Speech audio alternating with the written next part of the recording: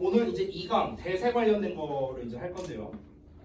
우리가 지금 이 교재를 왜 하고 있는지 이거를 다시 한번 좀 짚고 넘어가 보도록 하겠습니다. 교재 이름이 구문독해 해석 공식이잖아요. 우리가 해석을 잘 못하는 이유가 단어를 몰라서만은 아니거든요. 그러니까 단어는 분명히 제가 오늘 테스트에서도 그렇고 모를 만한 단어는 다 줬습니다. 저는요. 그런데도 불구하고 지금 해석이 잘 안 됐단 말이야. 그럼 이거는 구문에 대한 문제일 가능성이 상당히 높다라는 겁니다. 근데 이제 우리가 이 구문이라는 게 이제 대체 뭐냐?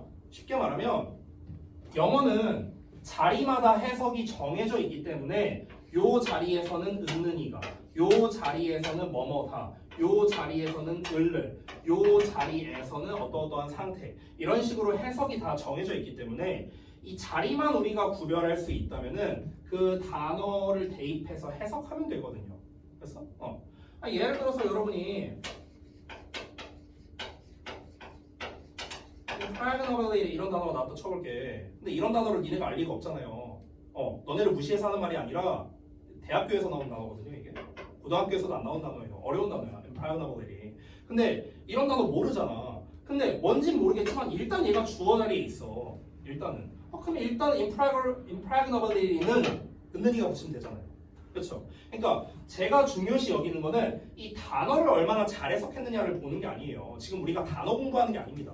이 단어를 얼마나 잘 해석하느냐가 아니라 이 는 잘 붙였는가 이거 보는 거예요. 는, 를, 의, 에, 다 이런 말들 있잖아요. 일명 단어의 끝부분에 오는 말, 제가 일명 끝말 처리라고 부르는데 이 끝말 처리를 얼마나 잘하는지를 저는 중점을 맞추고 있는 겁니다. 그래서 단어 뜻 몰라서 틀린 거에 대해서는 저는 여러분한테 뭘 하지 않을 거예요. 이건 상관없어요. 모를 수 있죠. 근데 요 끝말 처리를 굉장히 잘해야 된다는 거예요. 우리가 연습해야 될 게 바로 요거예요. 요거.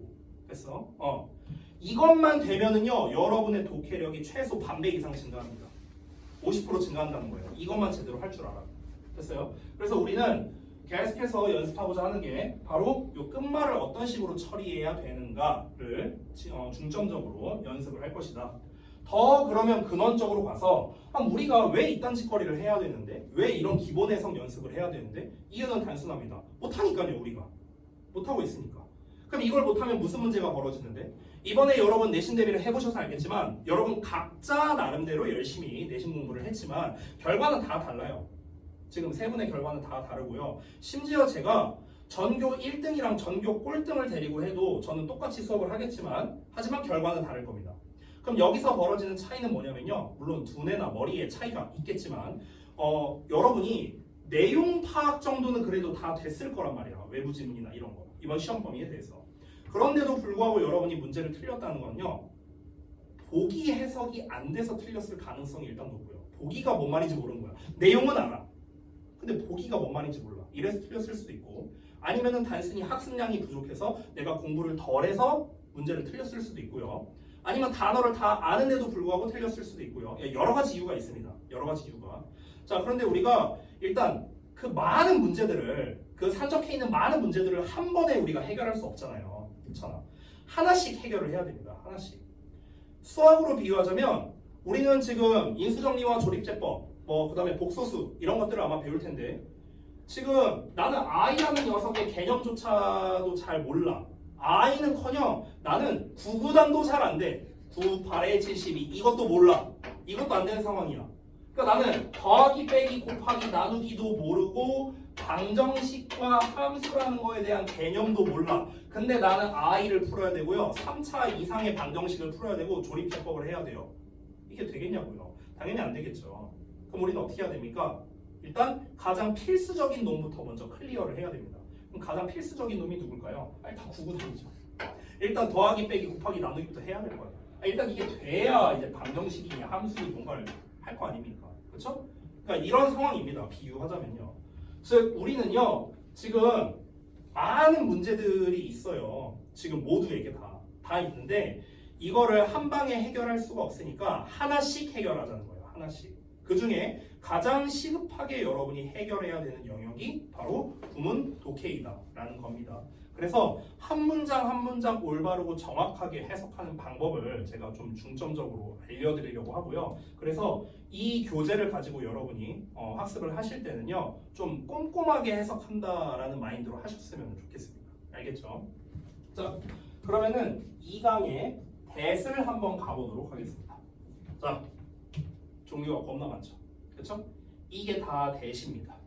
이 대시란 녀석의 쓰임새가 굉장히 많거든요. 지금 여기 책에도 보셔서 알겠지만 지금 책에 나와 있는 대만 보면요, 하나, 둘, 셋, 넷, 다섯, 여섯, 일곱, 여덟, 9개가 있거든요. 근데 이게 다가 아니에요. 이게 다가 아니라 여기에서 한 4, 5개 더 있어요. 그러니까 대세 쓰임새가 엄청나게 많다는 겁니다. 그러니까 우리는 이 대시란 녀석을 보면은요, 대충 해석하고 넘어가는 경우가 굉장히 많아요. 실제로 보면요. 근데 여기에서 여러 가지가 있으니까 우리가 되게 복잡해 보일 수 있잖아요. 그런데 여기서 핵심적인 거 몇 개만 골라서 제가 설명을 해드리도록 하겠습니다. 자, 일단은 처음에 이제 관계대명사 해갖고 나와 있고 접속사 해갖고 나와 있고 문장의 구조까지 다 나와 있습니다. 선생님 이거 다 외워야 돼요? 라고 물어본다면요, 결론을 먼저 말할게요. 기초가 없을 때는 외워야 돼요.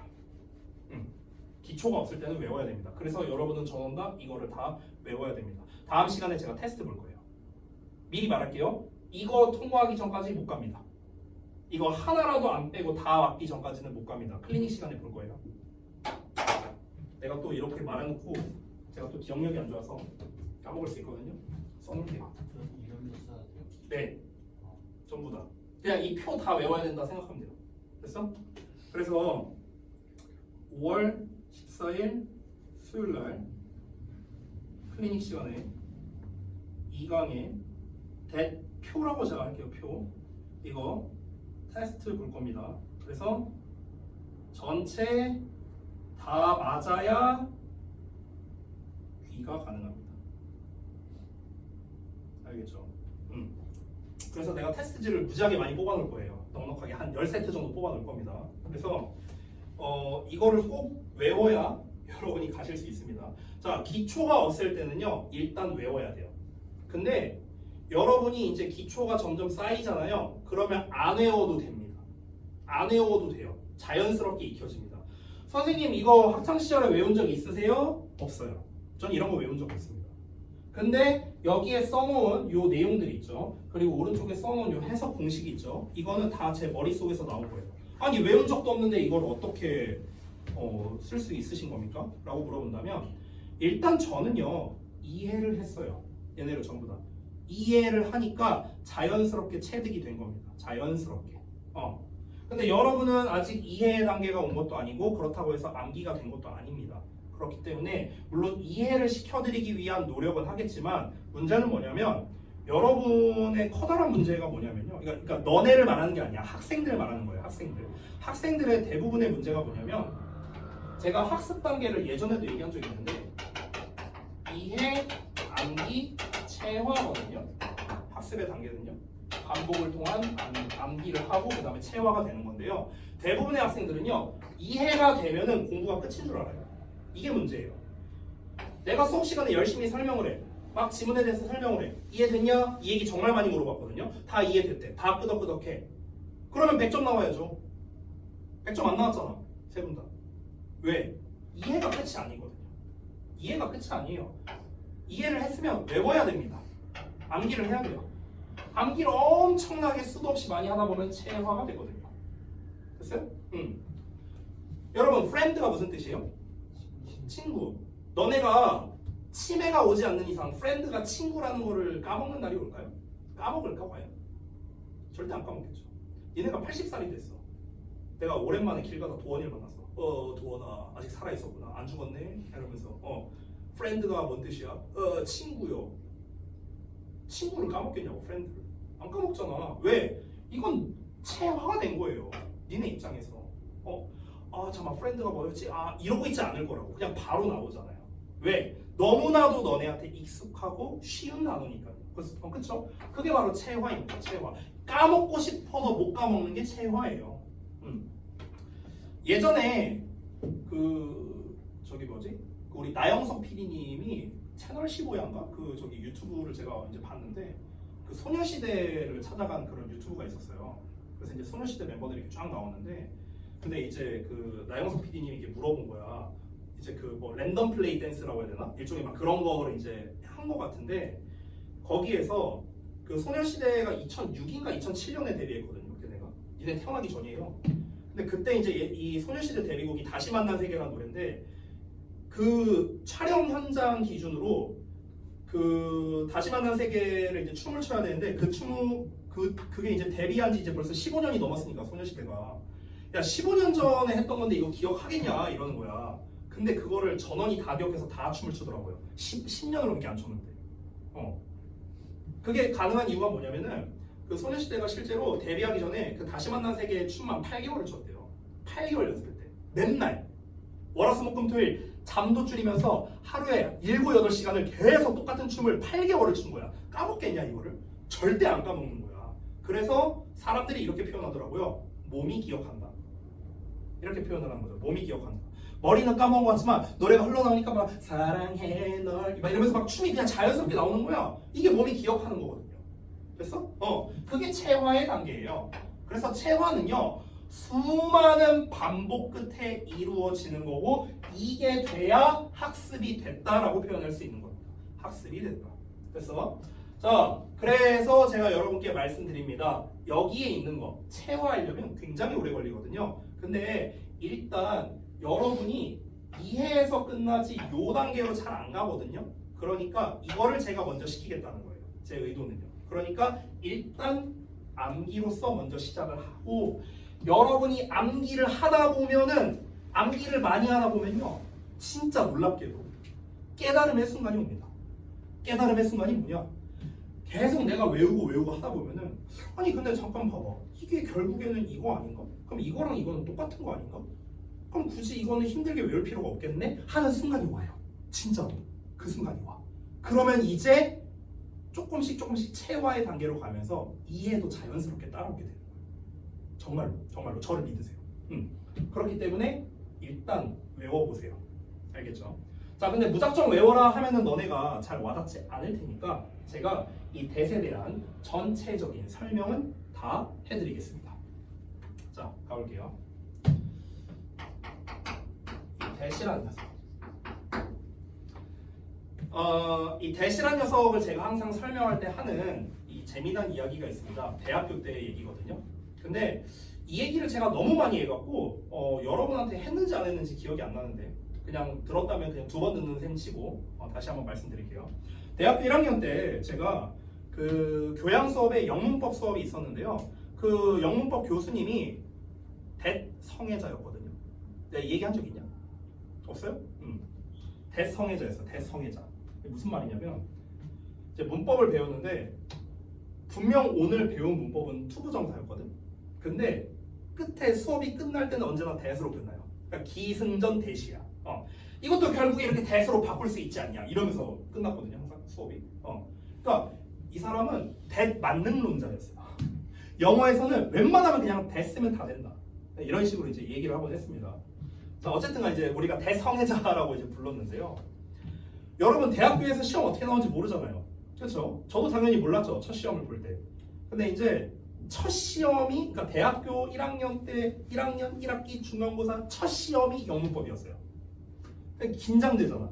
어떻게 시험이 나올까? 그 대성애자가 어떻게 시험 낼까? 막 긴장돼. 친구들이랑 진짜로 강의실 들어가기 전에 무슨 뭐 월드컵 응원하는 거 마냥 이렇게 둥그렇게 하고 이러고 야 우리 시험 잘 보자 할 수 있어 화이팅 이러고 들어갔어요. 진짜 이러고 딱 들어간 다음에 쫙 자리에 앉았습니다. 그 대학교에서는요 시험 감독관으로 교수가 들어오지 않습니다. 대학원 조교가 들어와요. 조교가 딱 들어와서 우리가 막 북적북적 하고 있으니까 자 이제 시험 보겠습니다. 탁탁 내려놓고 자 다 집어넣으세요 합니다. 다 집어넣고 내가 맨 뒷자리에 앉았었거든요. 딱 이렇게 있으면 자리가 이렇게 있을 거예요. 제가 여기 앉아 있었어요.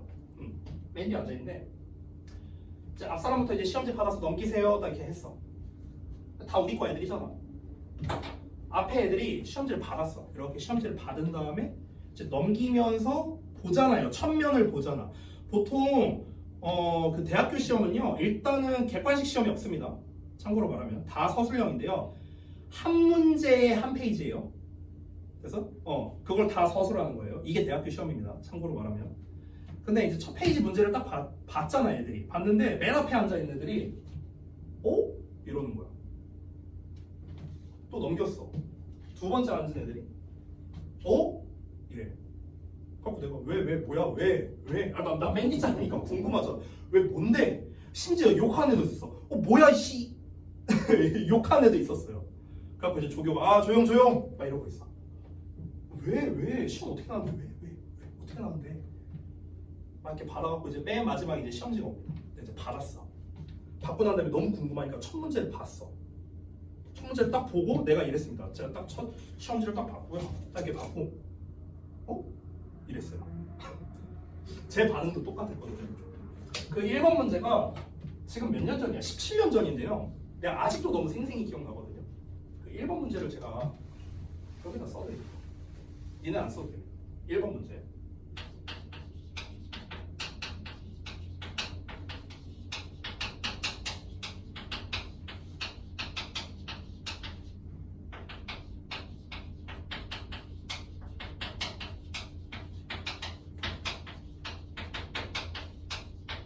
자, 이게 1번 문제 문장이었거든요. 여러분 여기서 혹시 모르는 단어 있어요? 센텐스, 문장, true, 사실이. 알잖아. 모르는 단어 없잖아. 해석해보세요. 해석해봐. 모르는 단어 없잖아요. 다 알잖아. 문제가 뭐였냐면요. 이렇게 문장이 나오고 1번 문제가 뭐였냐면 여기 밑줄이 쳐져 있어요. 대세 6개죠? 이렇게 밑줄 쳐놓고 문제 이 각각 1, 2, 3, 4, 5, 6 대시 문법적으로 뭐로 쓰였는지 서술하고 그 이유를 각각 쓰고 이 문장을 주어, 동사, 목적어, 보어, 수식어 일반적인 오형식 구조를 기반으로 구문 분석을 한 뒤 문장 해석하시오. 이게 1번 문제였어요. 그러니까 예를 들어서 만약에 얘가 관계대명사다. 그럼 왜 관계대명사인지 그 근거를 써야 돼요. 이것까지 포함이야. 처음 보고 멘탈이 나갔어요. 뭐야 이거. 그러니까 여기는 쉬워. 여기는 쉬운데 문제가 여기야 여기. 여기 딱 보는데 잠깐만 있자. 여기에서 명사절 접속사 대시려면 아닌데 잠깐만. 얘가 접속사 대신가? 잠깐만. 아니 얘 꾸며주는 형용사인가? 이게 접속사 대신가? 그럼 얘는 뭐지? 그럼 동격인가? 근데 얘가 동격이 되나? 그러니까 이게 막 멘탈이 나가는 거야. 아무리 생각해도 모르겠는 거야. 그래서 정답이 뭐냐고요? 저도 몰라요 지금. 까먹었어요. 워낙 오래전이라. 근데 너무 임팩트 있는 시험이어갖고 제가 대학교 4학년 다니면서 유일하게 기억하고 있는 시험 문제가 이거거든요. 이거 절대 잊을 수 없는 그 문제입니다. 제가 이제 이 이야기를 하는 이유가 뭐냐면요. 이 대시라는 녀석의 쓰임새가 얼마나 많이 있는가 이거를 이제 강조하기 위해서 그 교수님이 1빠따 문제로 이걸 낸 거예요. 됐어요? 자, 대시라는 거는 쓰임새가요. 지금 여기 표에 여러 가지가 있지만 지시 대명사, 지시 형용사, 지시 부사, 즉 지시사에 대해 그다음에 관계 대명사, 심지어 관계 대명사도 주격이냐 목적격이냐 또 나눠질 수 있죠. 주격 관계 대명사, 목적격 관계 대명사. 그다음에 관계부사 대용의 대도 있고요. 그다음에 동격 접속사의 대도 있고, 명사절 접속사의 대도 있고요. 부사절 접속사 대시 2개나 있고요. 됐어요? 지금 내가 생각나는 대로 말했는데 10개 나왔거든요. 생각나는 대로 말했는데. 그러니까 엄청나게 종류가 다양하다라는 겁니다. 자, 이렇게 대시라는 녀석의 쓰임새가 다양한데 근데 우리가 막상 대시 나오면요 대충 해석해버리는 경향이 있다라는 겁니다. 그래서 이거를 대충 해석해서는 안 된다라는 걸 강조하기 위해서 제가 말씀을 드리고자 합니다. 자, 우선은 대시라는 녀석의 쓰임새에서 가장 많이 나오는 것 기준으로 제가 정리를 해드릴게요. 지금 여기에 표에 이렇게 쭉 나와 있는데요. 이거는 어차피 너네가 이제 외워야 되니까 저는 다르게 좀 분류를 한 번 더 하겠다라는 겁니다. 자, 그래서 지금부터 제가 쓰고자 하는 건요. 대해석법을 써드릴 건데요. 해석법. 아니 해석법 여기 나와 있는데 굳이 쓸 필요 있느냐. 빈출순입니다. 빈출순. 그러니까 시험에 가장 많이 나온, 그러니까 정확히 말하면 시험이 아니라 영어 글에서 제일 많이 나오는 요 순서대로 알려드리겠습니다. 자, 첫 번째는요. 접속사, 그러니까 명사절 접속사 대시입니다.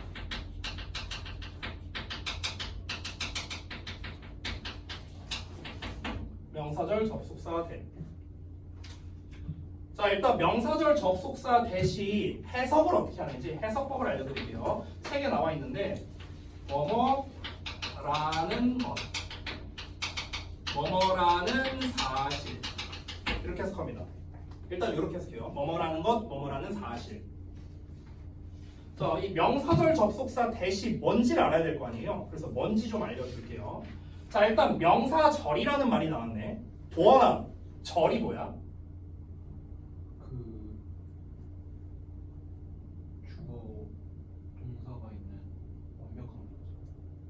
주어 동사가 있는 완벽한 문장. 주어 동사가 있는까지만 맞았어요. 자, 서인아, 절이 뭐야? 주어 동사가 있는 문장? 문장? 땡. 불완전한 문장? 더 땡. 자, 일단 여러분이 세 분이 다 공통적으로 뭐라고 말했냐면요. 이 절이라는 거를 문장이라고 표현했거든요. 문장? 여러분, 절은요 문장이 아니에요. 절은 문장이 아니에요. 근데 왜 문장이라고 표현합니까? 절과 문장은 다른 거예요. 자, 그럼 잠깐 이 기본적인 거 여기다 이제 제가 기본식을 여기다 따로 쓸 건데 뭐 쓰시려면 쓰고 안 써도 됩니다. 이거는 이제 언어의 단위에 대해서 좀 얘기하려고 합니다. 언어의 단위.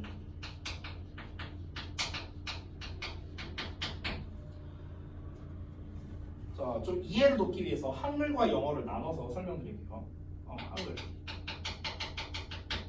자, 우리가 한글로 글을 쓰기 위해서 우리가 사용하는 어떤 이제 자음과 모음이나 뭐 이런 낱말들이 있을 거 아닙니까? 자, 여기에서 가장 작은 최소 단위는 바로 자음과 모음입니다. 맞죠? 이 자음과 모음을 규칙에 맞게 결합을 합니다. 그럼 뭐가 됩니까? 글자, 단어가 되죠, 단어. 그렇죠? 자, 이 단어들을 또 이렇게 우리가 규칙에 맞게 조합합니다. 그럼 뭐가 될까요? 이때 바로 구나 절이 됩니다. 됐어? 그리고 단어나 구나 절을 결합해서 나오는 게 바로 문장입니다. 문장을 여러 개 쓰면 뭐가 됩니까? 그렇죠. 문단이 되죠. 문단이 여러 개가 되면 그게 바로 글이 되는 거예요. 됐어요? 이게 바로 언어의 단위입니다. 자, 그럼 똑같이 영어로 가볼게요. 자, 그럼 우리가 영어로 글을 쓰기 위해서 가장 최소 단위로 쓸 수 있는 게 뭘까요? 그렇죠. 알파벳입니다. ABCD죠. 그럼 이 알파벳을 규칙에 맞게 조합하면 단어가 되고요.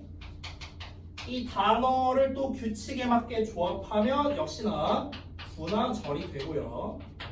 얘네를 규칙에 맞게 조합하면 문장이 되고 문단이 되는 겁니다. 똑같습니다. 됐어? 자, 그러면 방금 전에 제가 절이 뭐냐라고 물어봤는데 얘네를 조합해서 나온 게 문장이잖아. 문장이 더 큰 범주예요. 근데 얘랑 똑같다고 말하면 당연히 틀리겠죠. 됐어요? 자, 여기서 구와 절을 썼는데 구와 절이 뭔지 짧게 설명하자면 구라는 녀석은 또는 절이란 녀석은 단어가 2개 이상이 결합된 형태입니다. 규칙에 맞게 결합이야. 아무렇게나 합치는 게 아니에요. 규칙에 맞게 결합한 어떤 덩어리입니다. 단어가 2개 이상 결합된 덩어리예요. 절도 똑같습니다. 똑같은데 차이점은 뭐냐면 아까 도원이가 말한 대로 절에는 주어 동사가 있거든요. 근데 구에는 주어 동사가 없습니다. 요게 차이점이에요. 그래서 주어 동사가 있냐 없냐의 차이. 있으면 절, 없으면 구. 근데 이제 여러분 입장에서 좀 헷갈릴 수 있어. 아니 주어 동사 있으면 문장 아닌가? 이렇게 생각할 수 있거든. 그래서 절과 문장의 가장 큰 차이를 알려줄게요. 그럼 선생님 문장은 개념이 뭐예요? 문장이란 건 뭐냐면 얘들아 쉽게 말할게.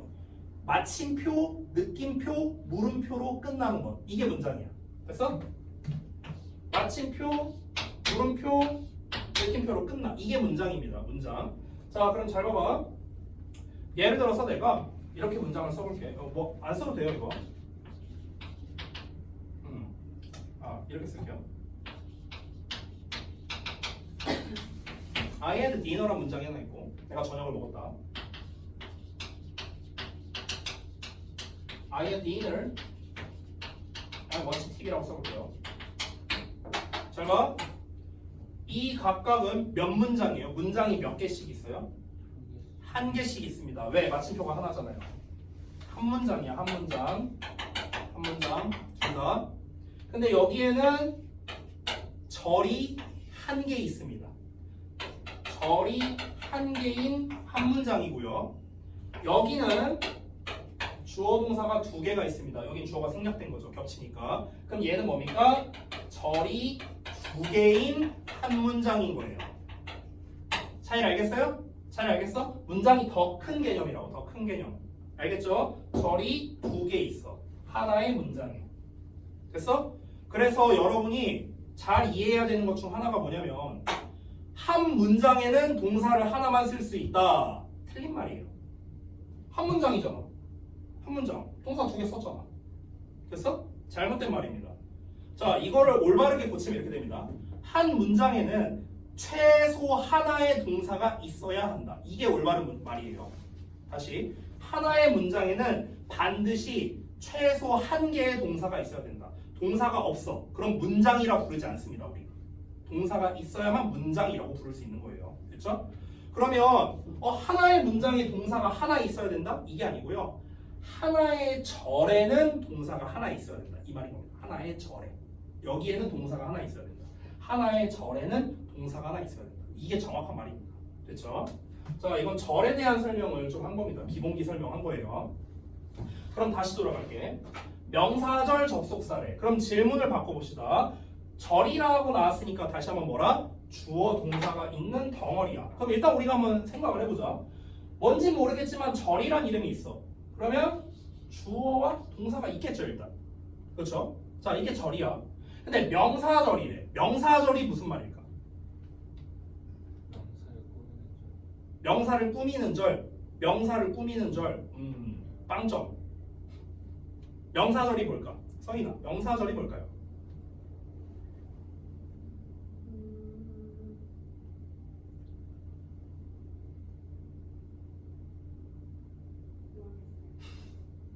뭘까 도원아?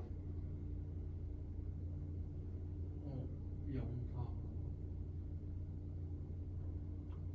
너무 어려운 질문이었나? 우리 고1들에게는? 그럼 질문을 바꿀게. 명사가 뭐예요?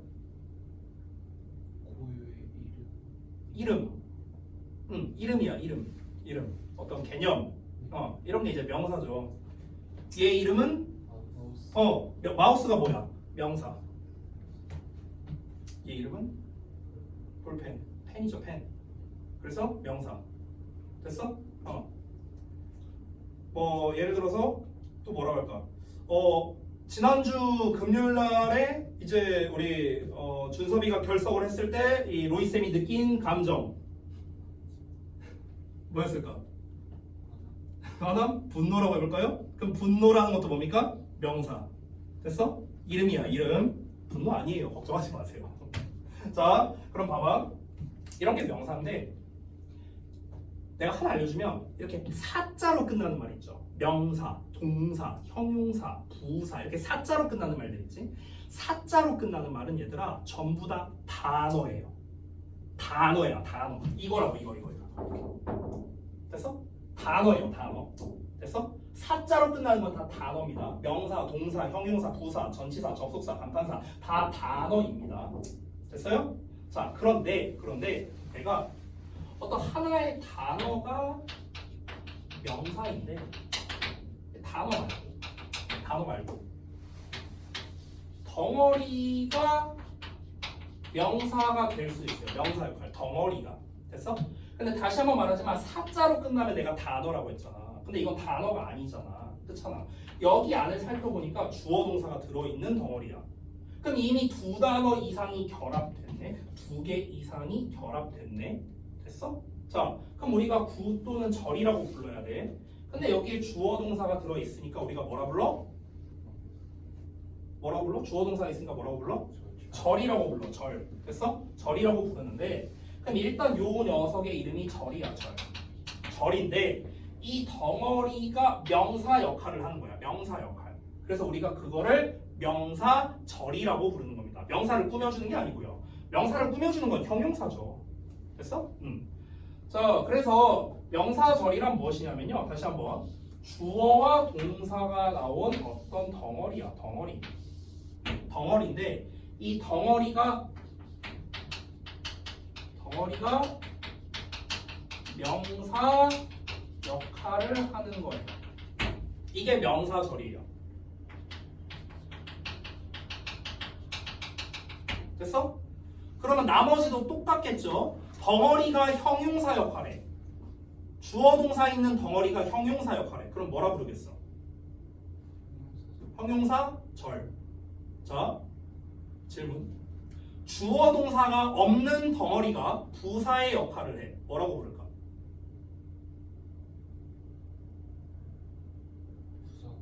부사구. 됐어? 주어 동사가 없는 덩어리가 명사의 역할을 해. 명사구. 됐어요? 주어 동사 없는 덩어리가 형용사 역할을 해. 형용사구. 주어 동사가 있는 덩어리가 부사 역할을 해. 부사절. 됐어? 용어 정리됐어요? 됐죠? 다 한 번씩 읊어봤습니다. 자, 근데 얘들아 잘 들으세요. 여기서 아까 전에 제가 이 언어의 단위를 이야기할 때 계속 반복적으로, 그러니까 여기에서 여기로 넘어갈 때, 여기에서 여기로 넘어갈 때, 또 여기에서 여기로, 여기에서 여기로 넘어갈 때, 이렇게 화살표 이렇게 넘어갈 때요. 중간중간마다 내가 빼먹지 않고 계속 똑같은 말을 했거든. 혹시 어떤 말 했는지 기억나요? 하나, 둘, 셋, 넷, 다섯, 여섯, 일곱, 8번을 얘기했어요. 제가 아까 전에 이거 설명. 혹시 내가 뭐라 했는지 알아요? 그것도 맞는 말인데 더 중요한 말. 내가 8번이나 반복했어요. 8번이나. 자, 자음과 모음인데 최소 단위가. 근데 얘가 모이면 단어가 되고 모이면 구와 절이 되고 이렇게 말했거든요. 제가 아까. 응? 결합이 똑같은 말이죠. 모인다는 거나 결합된다는 거나 똑같은 말이죠. 기억 안 나요? 8번이나 얘기했는데 니네가 제대로 안 들으니까, 집중해서 안 들었으니까. 아니 비난하는 게 아니에요. 그러니까 별로 중요하다고 생각하지 않았으니까 이제 넘어갔을 겁니다. 왜? 정답 나왔다. 규칙에 맞게. 규칙에 맞게라고 했어요. 제가 규칙에 맞게.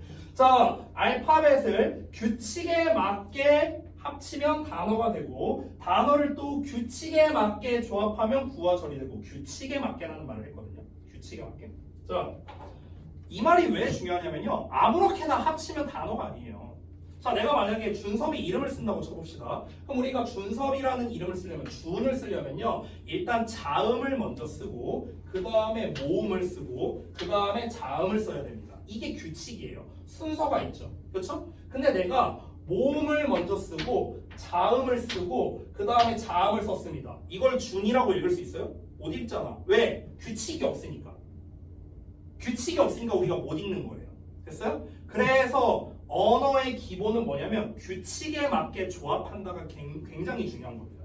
알겠죠? 자, 그러면 우리가 구나 절을 만들 때 어떻게 결합을 해야 될까?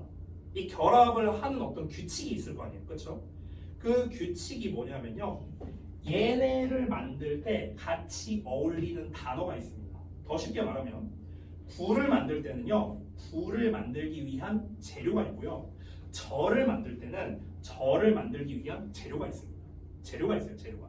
자, 그러면 여기에서 이 구를 만들 때, 절을 만들 때 각각 대표적인 재료들이 있거든요. 대표 재료.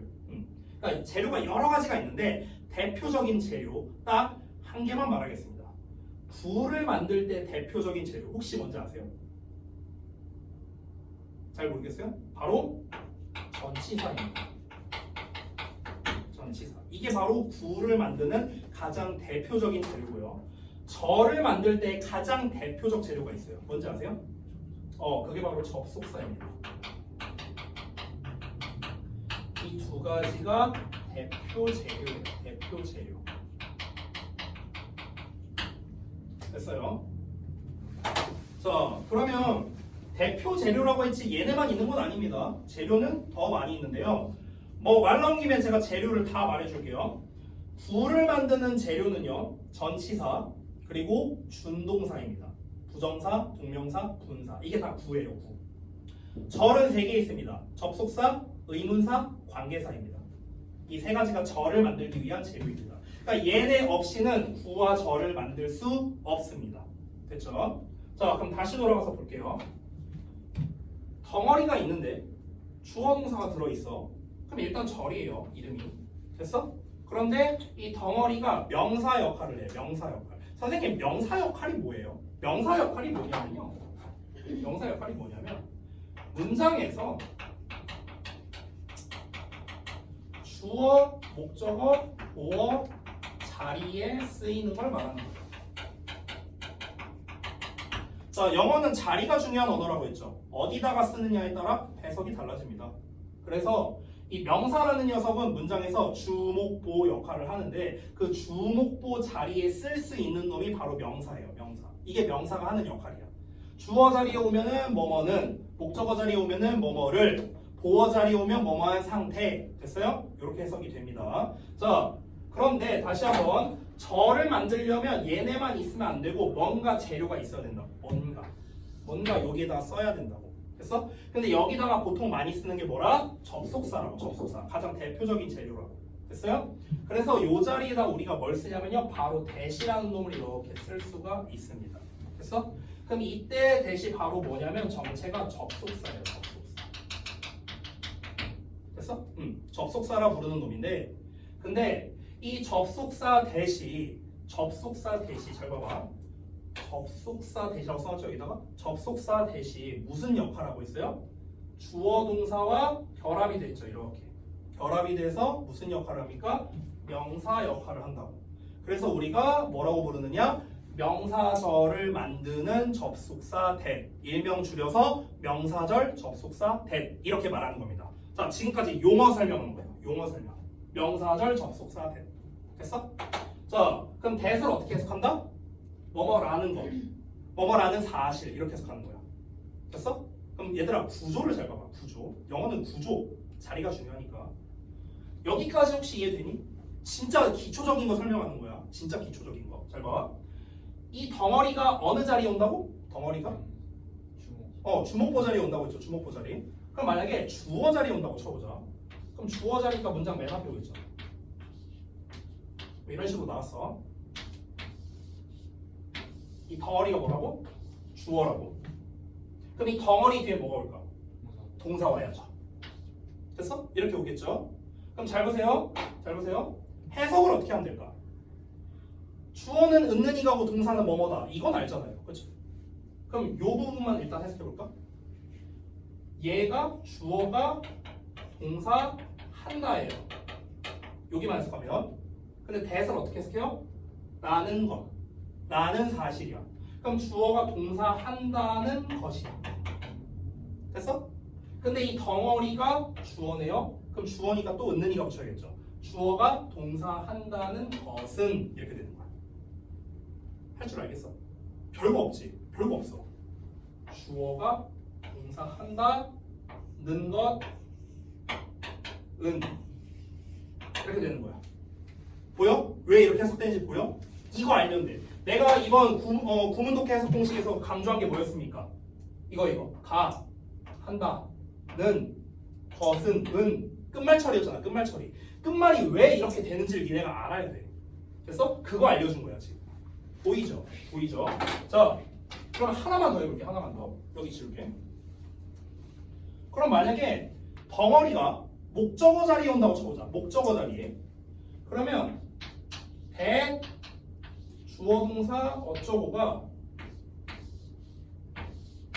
목적어 자리에 나왔어. 그럼 목적어 앞에는 보통 뭐가 나와? 동사가 나오겠죠. 동사 앞에는 주어 나오고요. 됐어요? 이런 형태가 많이 나오겠죠. 이런 형태가. 그러면 해석을 또 해봅시다. 똑같아요. 주어가 동사 한다야. 여기까지 똑같아. 대에서 어떻게 해석한다고? 한다는 것. 뭐뭐라는 것이야. 뭐뭐라는 것. 그래서 주어가 동사 한다는 것. 똑같아. 근데 목적어는 을을 붙이니까 한다는 것을 이렇게 해석되는 거야. 됐어? 얘가 뭐뭐 한다는 것을 뭐뭐 한다. 이렇게 해석이 되는 거예요. 오케이? 할 줄 알겠어요?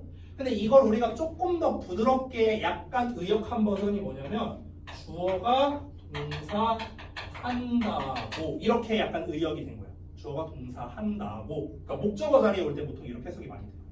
됐어? I think 나는 생각해 that he is honest. 그가 정직하다고 생각해. 정직하다고 하다고. 근데 다고 이게 뭐야? 이게 대시야 돼. 됐어?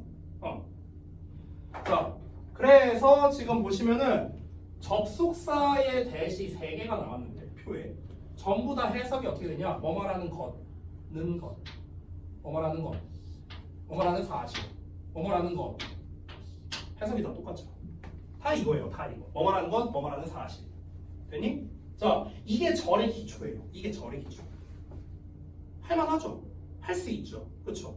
근데 이게 진짜 엄청 많이 나와요. 엄청 많이 나와. 심지어 여기서 하나 더 알아야 되는 게 있는데 우리가 고딩이니까 요 목적어 자리에 오는 대절 있죠. 목적어 자리에 오는 대덩어리. 요때 이 대시 생략이 가능해요. 얘를 뺄 수 있다는 거야. 됐어? 이렇게 생략이 되거든. 그럼 문장 구조가 어떻게 되냐? 주어 동사 나오고 주어 동사 나오고 이렇게 되겠네? 맞아? 대시 없잖아. 생략된 거예요. 생략된 거. 그럼 우리는 어떻게 해석할 줄 알아야 돼? 똑같아요. 덩어리가 목적어예요. 얘는 뭐뭐 한다. 얘가 뭐뭐 한다. 는 것, 생략되지만 는 것을 됐어? 이렇게 해석할 줄 알아야 되는 거야. 예를 들어서 아까 썼던 예시. I think 생략돼 있고 he is honest.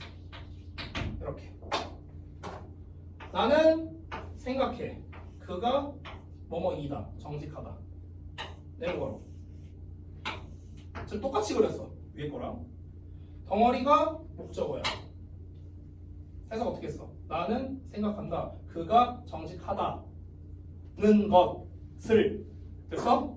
그가 정직하다는 것을 생각한다 됐어? 됐어? 이거야 이거 이게 바로 명사절 접속사 that 해석하는 방법입니다. 됐죠? 그래서 정확하게 할 줄 알아야 돼요. 일단 기본은요. 우리가 기본기를 배울 때는 언제나 정확하게 해야 됩니다. 정확하게. 뭐뭐 한다는 거, 뭐뭐라는 사실. 제가 절에 대한 기본적인 정말 기본 오브 기본부터 설명을 드렸습니다.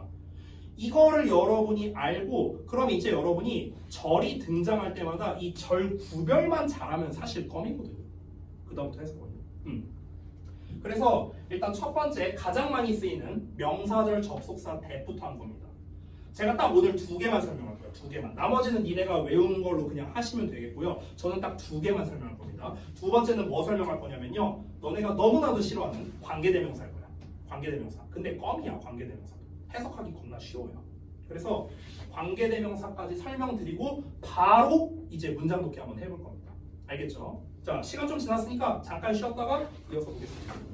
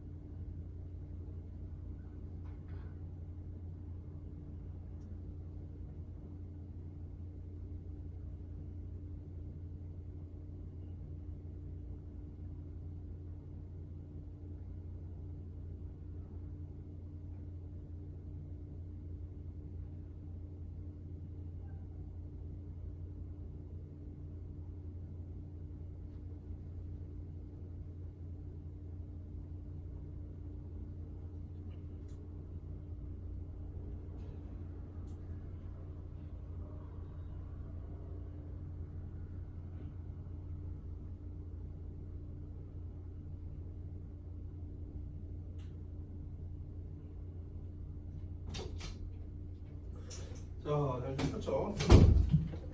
이어서 보겠습니다. 여기 좀 지울게요. 자, 두 번째 갑시다.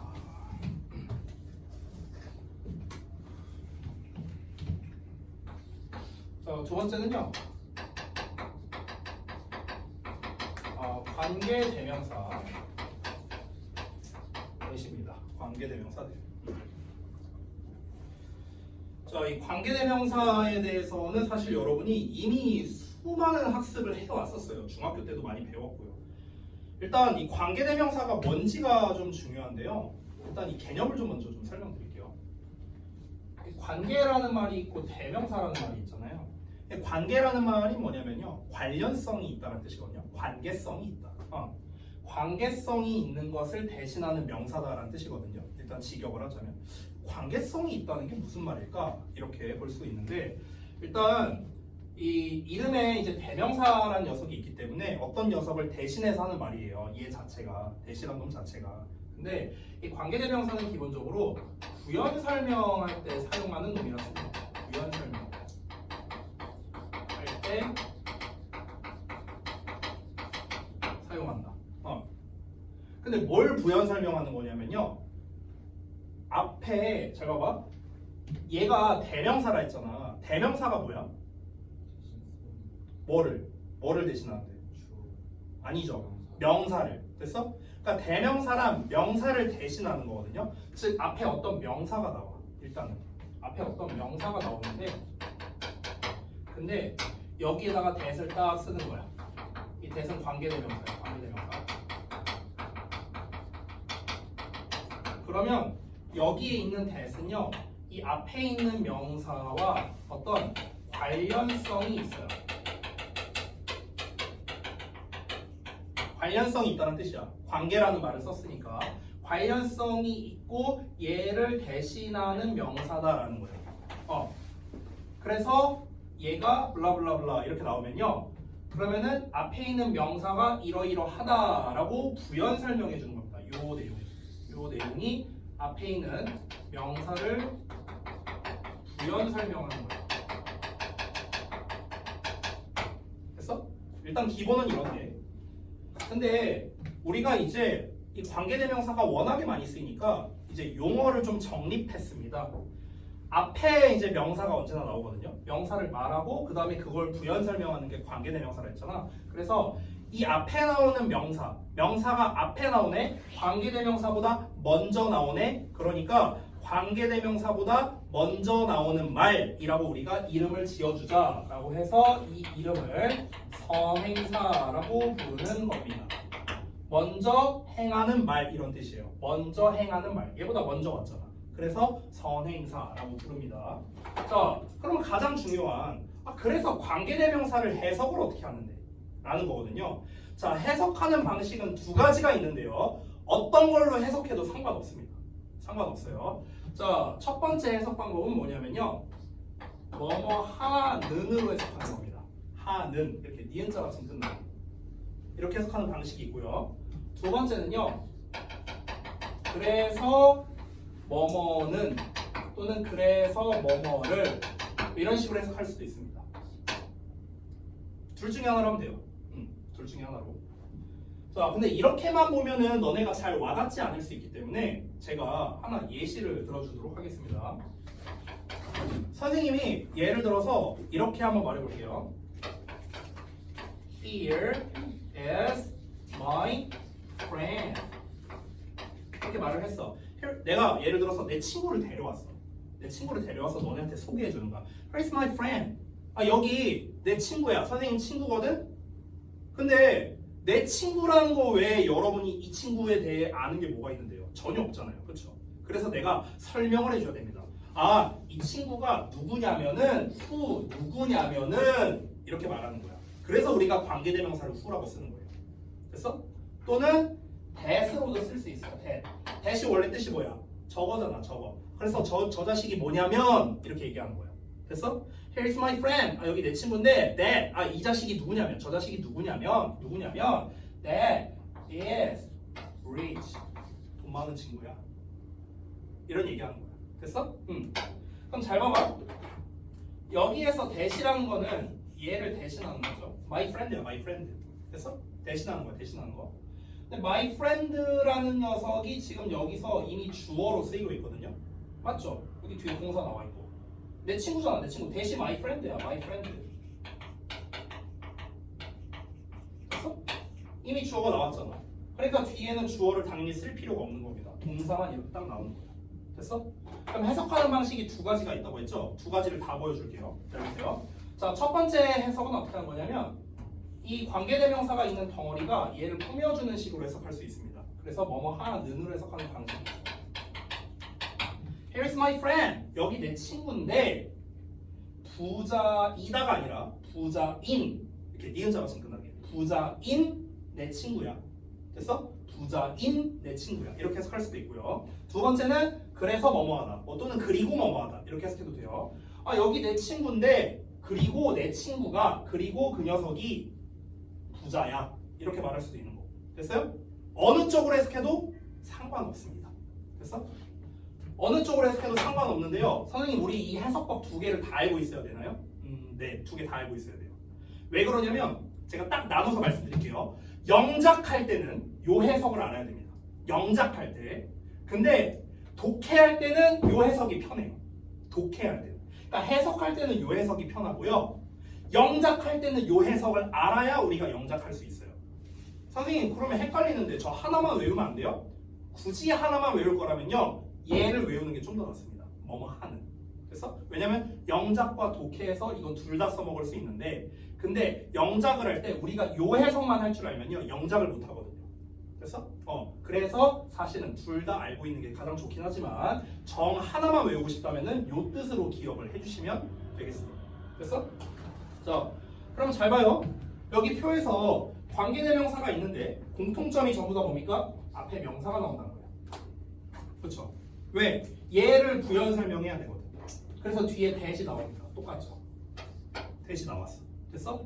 근데 여기에는 주어가 없고 여긴 주어가 있어요. 차이가 뭐냐면 여기 위에 있는 대는요. 이 대 자체가 주어예요. 그래서 주어 다음에 동사를 쓴 겁니다. 근데 아래에 있는 대는요. 이 대시 목적어예요. 목적어. 즉 얘가 목적어인 거야. 됐어? 그래서 뒤에 주어 동사만 나온 겁니다. 목적어가 안 나온 거고요. 됐니? 그러니까 목적어가 나오는 경우는 이런 경우예요. 예를 들면 이런 겁니다. 예를 들어서 Here's my friend that I met yesterday. 이렇게 쓰는 겁니다.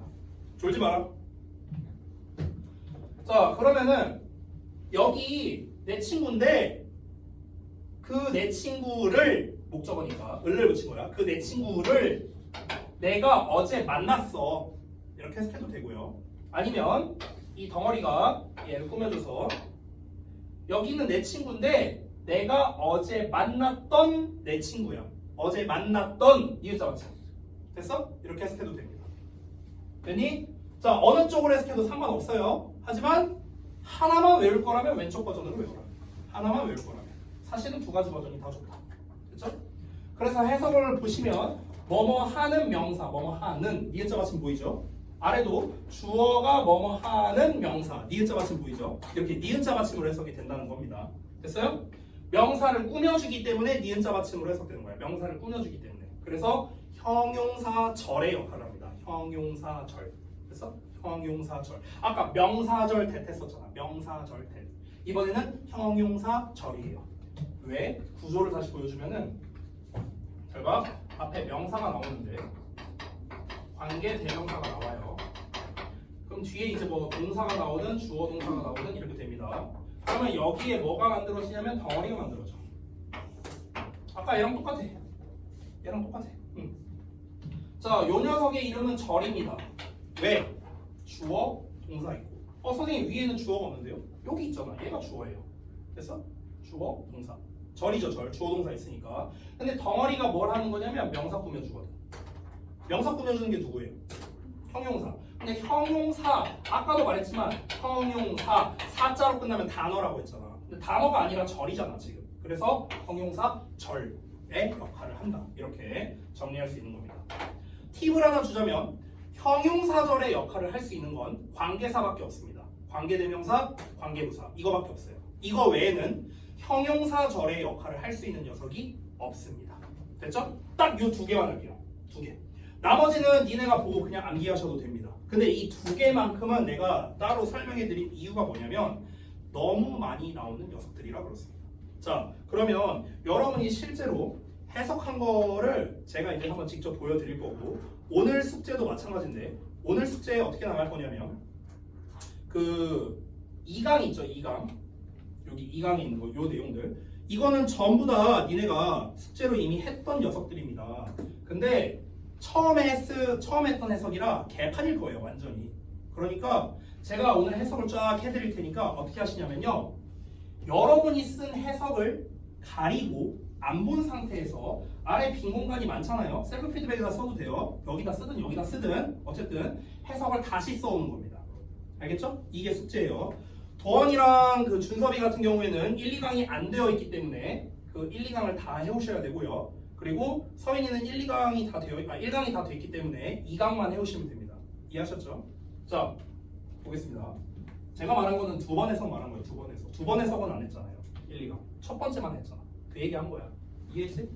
그건 두 번씩 해석을 더 해줘야 돼요. 두 번씩 더 하는 게 아니라 최종이 두 번이죠. 두 번씩 더 하면 총 세 번이잖아. 네, 근데 지금 한 번은 이미 돼 있어가지고. 그러니까 두 번 하는 거라 두 번째 하는 거라고 두 번째. 아니 너 이거 오늘 1일 테스트 벌써 세 번째예요. 그 문장. 근데 100점 받은 사람 있어요? 없잖아요. 그러니까 반복적으로 연습을 해야 되기 때문에 제가 두 번 해석을 시키는 거예요, 지금. 됐어요? 근데 지금 니네가 하도 결석하고 이러니까 지금 이 커리큘럼이 다 망가졌잖아요. 지금 이 커리큘럼대로 가는 게 서인이밖에 없잖아. 지금 단 한 명밖에 없잖아. 그래서 내가 지금 따로따로 얘기하는 거 아니야. 그러니까 어렵게 생각하지 말고 결과적으로 뭐냐면요. 1, 2강 다 합쳐서 두 번씩 해석되면 된다는 거야. 아주 심플하게. 이해하셨죠? 자, 한번 보겠습니다. 대세다가 제가 다 체크해놨거든요. 내가 지금 해석을 어떻게 하는지를 잘 보셔야 돼요. 그리고 구문 분석을 어떻게 하는지 한번 잘 보세요. 대시 여기 있거든요.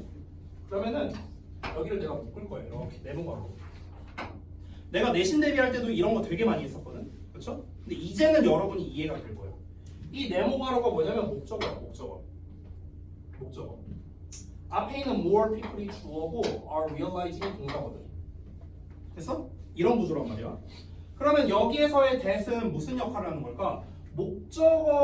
목적어절을 만드는 대시네요. 그럼 무슨 대시예요?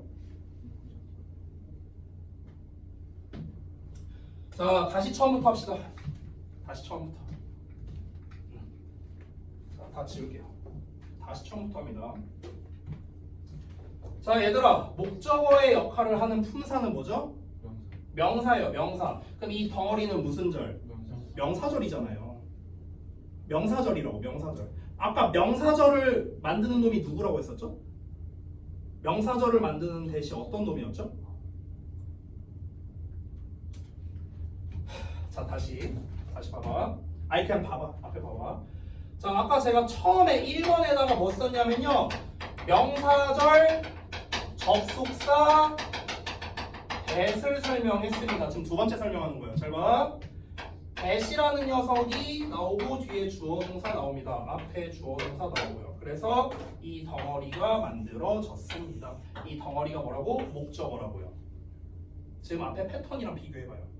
주어, 동사, 목적어. 주어, 동사, 목적어. 똑같지 않아요? 똑같지 않아?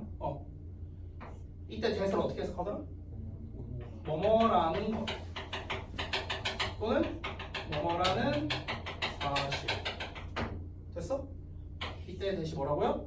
명사절 접속사 that이라고요. 명사절이라고요. 목적어니까요. 목적어인데 절이잖아. 주어 동사 있는 덩어리니까 절이잖아. 그래서 이게 뭐라? 명사절을 만드는 that이 접속사라고. 그래서 명사절 접속사 that이야. 명사절 접속사 that.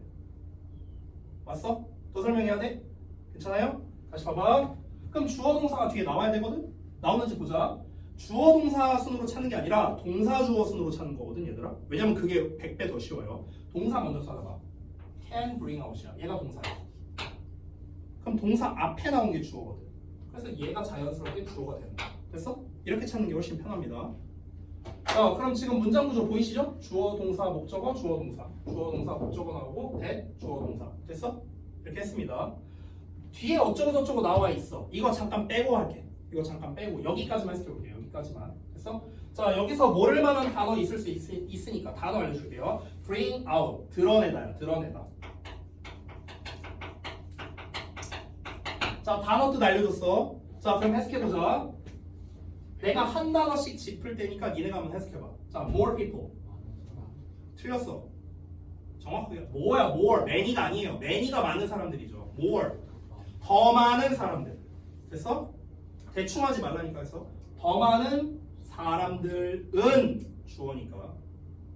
더 많은 사람들은 are realizing. 깨닫고 있다. 깨닫는다가 아니라 깨닫고 있다. R-I-N-G. 비동사의 ING니까. 네모가로를 이렇게 하는 거예요. 알았어? 네모가로를 깨닫고 있다. 됐냐? 정확히 하자면 네모가로라는 것을 깨닫고 있다. 됐어? 네모가로라는 것을 깨닫고 있다. 됐냐? 뮤직비디오니까 말 그대로 뮤직비디오죠. 뮤직비디오가 은은이가 주어. 뮤직비디오가 드러낼 수 있다 라는 것을 깨닫고 있다. 됐어? 됐죠? 자, 그러면 연습해봐야지. 아래 해석 나왔으니까 잠깐 지우고. 자, 도원이 해석해봐. 자, 내가 짚는 부분만 해석해봐. 정확하게 해야 돼요. 방금 했어요. 방금. 더 많은 사람들이 더 많은 사람들이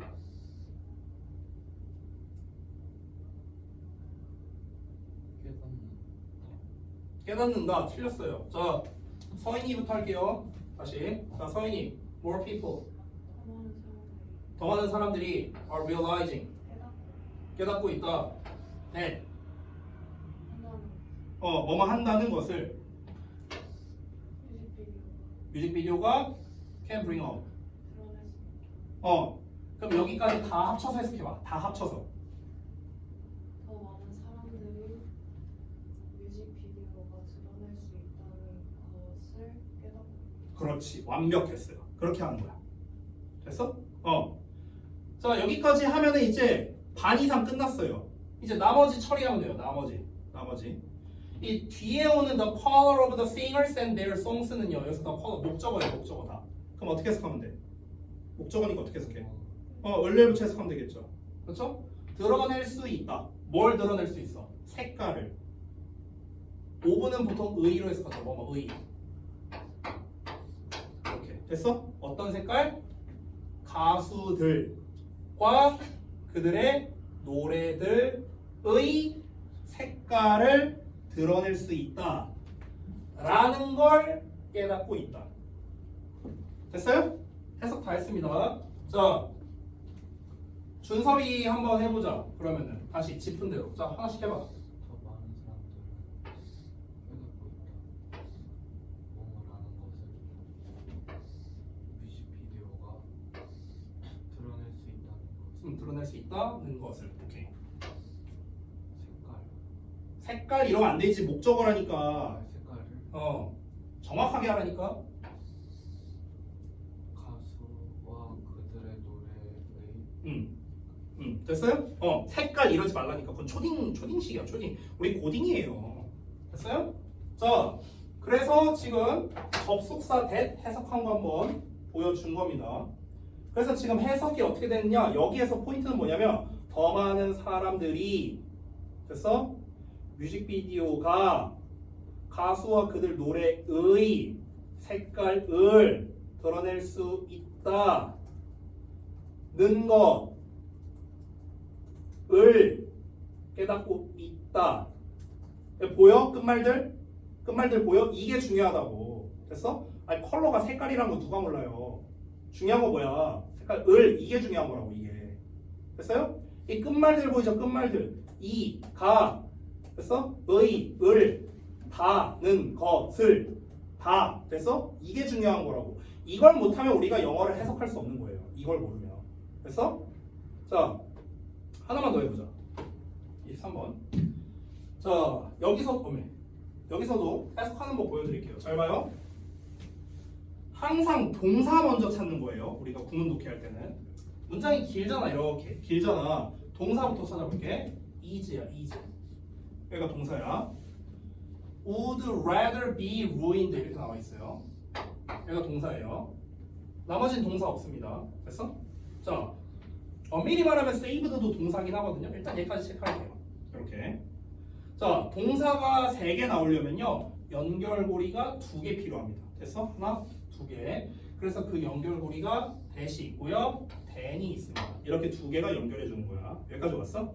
자, 주어는 언제나 동사 앞에 나온다고 했습니다. 그러면 요 주어에 대한 동사는 앞에 있는 요 녀석이야. 요 녀석. 여기. The trouble with most of us. 이게 주어거든요. 전체가. 근데 우리가 딱 한 단어를 주어로 잡는다면 the trouble이 주어입니다. 됐어요? 왜냐면 명사니까. 맨 앞에 나온 명사잖아. 명사가 주어잖아. 됐어?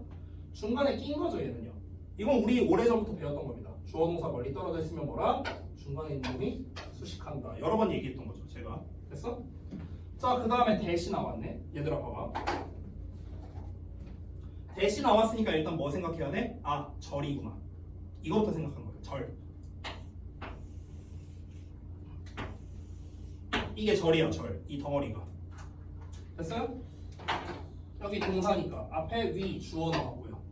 됐어요? 선생님 여기도 동사 있는데 왜 앞에 주어가 없어요? 생략된 거예요. 왜 생략했어요? 똑같으니까요. 위랑. 됐어? 그래서 생략한 거야. 똑같은 말 2번 쓸 필요 없잖아. 그죠? 자, 그래서 이 네모가로 친 덩어리가 뭐냐면요. 바로 비동사에 대한 보어입니다. 보어. 됐어요? 자, 보어는 명사네요. 그럼 이 덩어리는 무슨 절? 명사절. 명사절 자리인데 대시 나왔네? 해석 어떻게 할 거야? 뭐뭐라는 것. 됐어요? 또는 뭐뭐라는 사실. 됐어? 이렇게 해석해도 되고. 둘 다 돼요. 자, 한번 해보자. 그러면 The trouble, 문제는. 근데 어떤 문제냐면 괄호하는 문제야. 괄호하는 문제. 됐어? 꾸며주니까. 근데 with는 가지고 있는 이잖아. 그렇죠? 그럼 가지고 있는 거니까 most of us. 대부분이야. most는. of는 뭐뭐 중에라는 뜻도 있어요. of의 뜻은 3가지가 제일 대표적이거든. 우리가 제일 잘 알고 있는 뭐뭐의, 뭐뭐 중에, 뭐뭐에 대해, 뭐뭐에 관해. 됐어? 이 3개가 제일 많이 쓰입니다. 그러면 해석해 볼게. 우리 중에 대부분이 가지고 있는 문제. 됐어? 됐어요?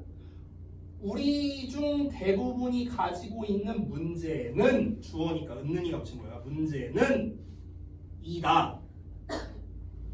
뭐뭐 네모가로 네모 덩어리라는 것이다.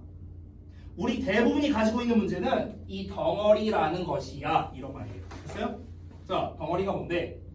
우리가 이거는 이제 구문 표현이라 좀 알아야 되는데 would rather 동사원형이란 표현이거든. would rather 동사원형. 자, 이건 뜻을 좀 알려줄게. would rather는 해석을 어떻게 하냐면요. 차라리 뭐뭐 하겠다는 뜻이야. 우리 일상에서 되게 많이 쓰는 표현이죠. 야, 차라리 이렇게 하고 말지. 이게 would rather예요. 됐어요? 차라리 뭐뭐 하겠다. would rather be ruined. 이 ruin이라는 건 뭐냐면요. 파멸시키다라는 뜻이거든요. ruin이라는 단어. 이거 망치다야, 망치다. 됐어? 근데 수동태로 나왔잖아. be ruined잖아. be ruined. 그럼 얘는 망치는 게 아니라 망침을 당하는 거겠죠. 수동이니까. 그래서 파멸되다야. 파멸되다. 되다야, 되다. 수동태니까. 됐어요?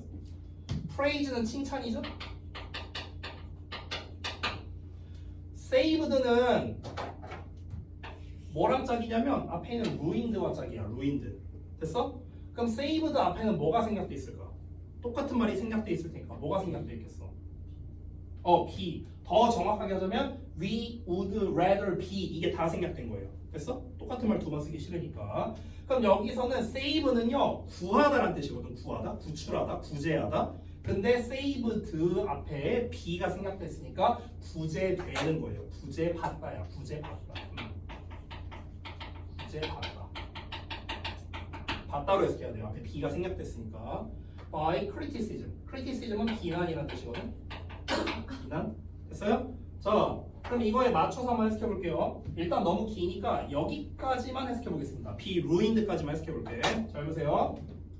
우리 중 대부분이 가지고 있는 문제는 뭐뭐이다, 뭐뭐라는 것이다. 우리가 차라리 파멸되겠다 라는 것이다.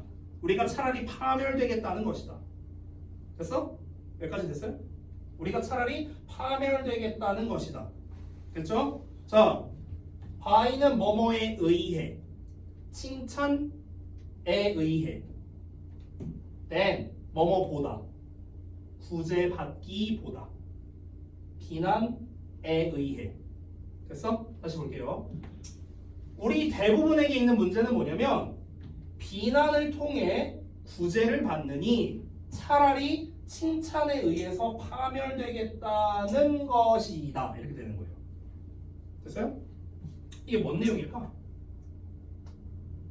이 내용이 뭔 내용일까? 자, 해석은 다 했는데 내용이 뭔지를 알아야죠. 이게 뭔 내용이에요? 아니, 해석을 하고 뭔 내용인지 모르면 의미가 없잖아. 무슨 말이냐면요, 사람은 칭찬만 받을 수 있다면은 어찌되든 상관없다, 이 얘기하는 거거든요. 진짜 쉽게 말하면. 그러니까 비난에 의해서 구제되느니, 그러니까 우리가 보통 쓴소리라고 하죠. 쓴소리. 내가 여러분에게 쓴소리를 합니다. 근데 그 쓴소리를 하는 게 속된 말로 여러분 엿대라고 말을 하진 않을 거 아니에요. 도움되라고 말하는 거잖아. 근데 그 도움되는 말을 사람들이 안 받아들인다는 거예요. 됐어? 그래서 그걸 받아들이지 않고 차라리 칭찬받는 게 좋다고요. 칭찬을 받아. 근데 칭찬만 받으면 어떻게 되냐면요, 내가 진짜 잘하는 줄 알고요, 파멸의 길로 들어가게 될 수 있거든. 근데 차라리 그걸 선택할게, 이런 사람들이 많다고. 이게 문제라는 거예요. 됐어? 그러니까 감언이설에 속는 경우가 너무나도 많다. 이게 우리 대부분이 갖고 있는 문제다라는 겁니다. 됐어요? 자, 해석하는 거 보여드렸거든. 단어가 좀 어려운 게 있었는데요. 단어는 다시 한번 말하지만 중요한 게 아닙니다. 자, 다시 한번 해보자. 도원이 아까 전에 해석 실패했잖아. 다시 한번 해봐야지. 자, 찝는 부분들 해석해봐. 문제는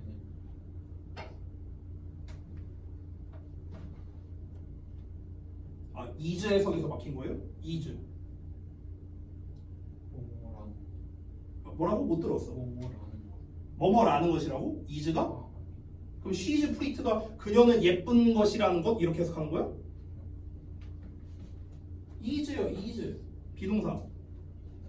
이다. 됐어? 문제는 이다.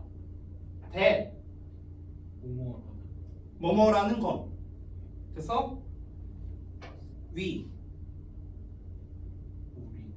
우리는 뭐 우리가 뭐 상관없고요. 여기만 해서 볼게요. ruin 이제 파멸시키다예요. 파멸시키다. 근데 수동태니까 파멸되다예요. 자, 그럼 어떻게 하라고? 우리가 파멸되는 파멸 뭐요? 되는 되는이에요? 동사인데요? 동사인데? 동사는 해석 어떻게 해요? 그러면 우리는 아니, 동사는 해석 어떻게 하냐고. 뭐뭐하게 뭐뭐 다야, 뭐뭐 다. 그럼 파멸 뭐겠어요? 되다. 파멸 되다. 됐어? 그럼 내가 밑줄 친 것만 골라서 해석해봐. 밑줄만 해석해봐. 밑줄만.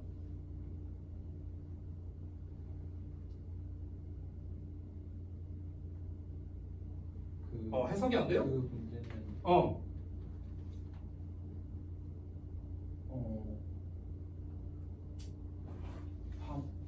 파멸되는 주어를 왜 빼먹어요? 주어. 그 문제는 우리가 파멸되는 것이 파멸된다는 것이다. 그 문제는 우리가 파멸된다는 것이다. 됐어? 갈 길이 거네. 자, 서인이 한번 해보자. 해석해봐. 그 문제는 우리 중에 대부분이 가지고 있는 이다.